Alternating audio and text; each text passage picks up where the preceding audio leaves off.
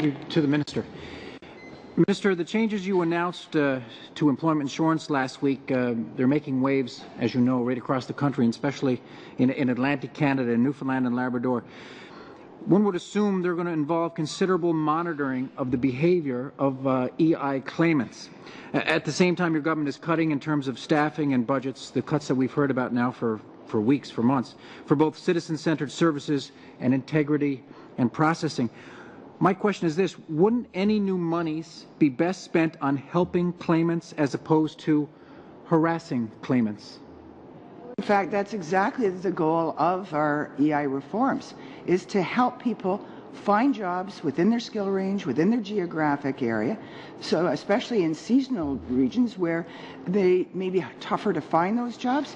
We're also making changes to the system that remove barriers and things that discourage people from working part-time in the off-season.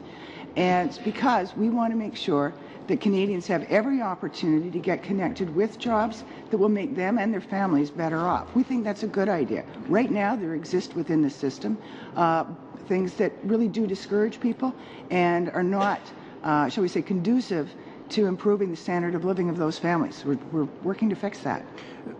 Minister, where exactly do you expect people in rural areas of Canada, specifically Outport, Newfoundland, for example, to find alternate employment? They live sometimes hours away from bigger centres. Where do you expect them to find that work?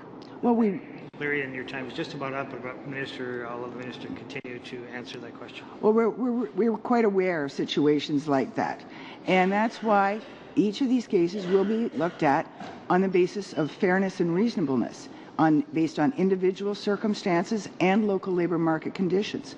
But we do want to make sure that instead of automatically turning to foreign workers, employers say, hey, wait a minute, we've got Canadians here that we haven't been able to identify who have the skills to do the jobs.